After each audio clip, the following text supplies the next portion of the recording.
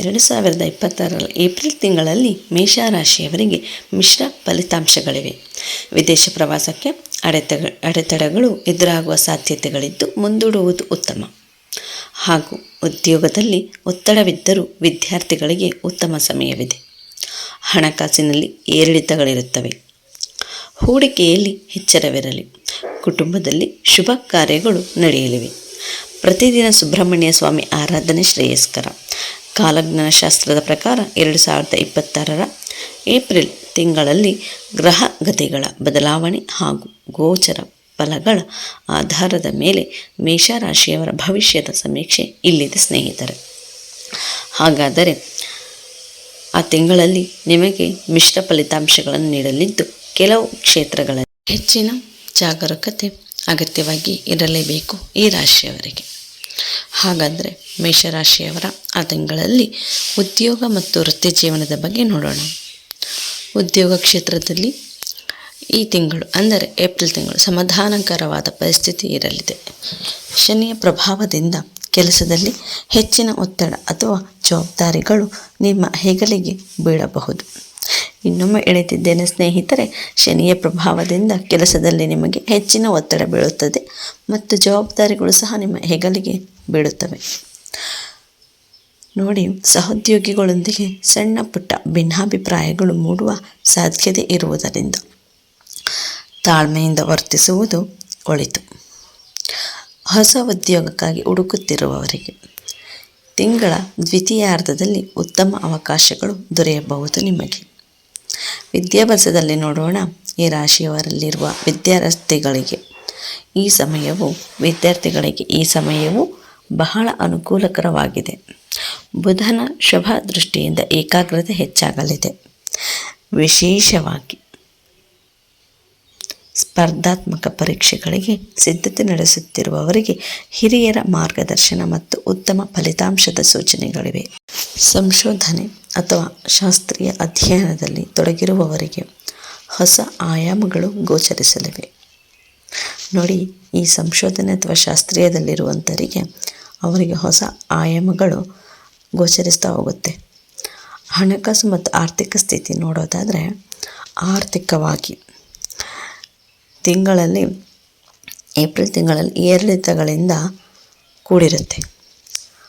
ಆದಾಯದ ಮೂಲಗಳು ಉತ್ತಮವಾಗಿರುತ್ತವೆ ಹಾಗೂ ಅನಿರೀಕ್ಷಿತ ಖರ್ಚುಗಳು ಎದುರಾಗಬಹುದು.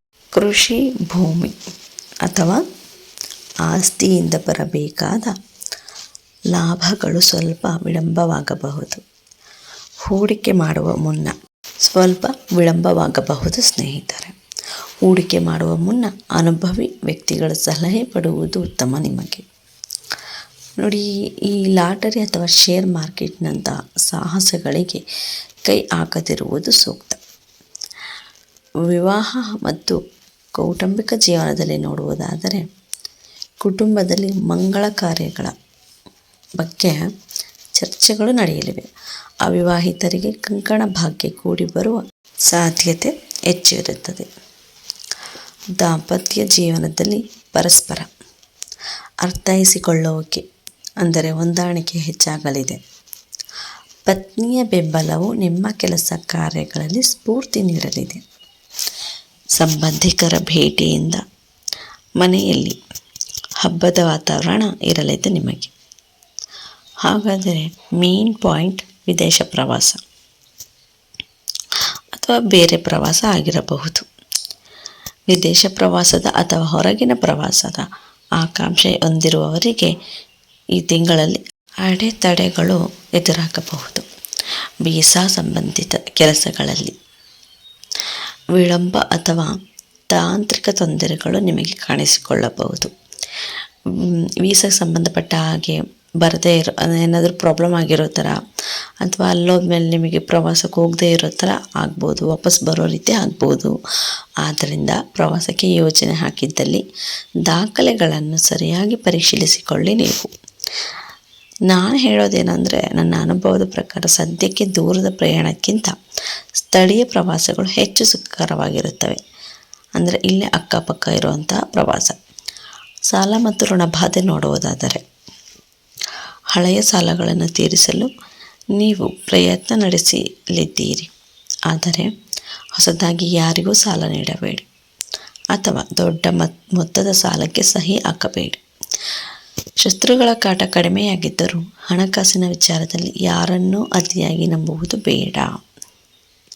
ಹಣ ಅನ್ನೋದು ಎಲ್ಲರನ್ನೂ ದೂರ ಮಾಡಿಬಿಡುತ್ತೆ. ಆದ್ದರಿಂದ ತುಂಬ ಹುಷಾರಾಗಿರಿ. ಅನಗತ್ಯ ಖರ್ಚುಗಳಿಗೆ ಕಡಿವಾಣ ಹಾಕುವುದರಿಂದ ಸಾಲದ ಸುಳಿಗೆ ಸಿಲುಕುವುದನ್ನು ನೀವು ತಪ್ಪಿಸಬಹುದು. ನೀವು ಪ್ರತಿದಿನ ಸುಬ್ರಹ್ಮಣ್ಯ ಸ್ವಾಮಿಯ ಸ್ತೋತ್ರ ಪಠಣ, ದರ್ಶನ, ಸೇವೆ, ಆರಾಧನೆ ಮಾಡುವುದು ಹಾಗೂ ಮಂಗಳವಾರದಂದು ದೀಪ ಹಚ್ಚುವುದು ತುಂಬ ಉತ್ತಮವಾಗಿರುತ್ತದೆ. ಧನ್ಯವಾದಗಳು.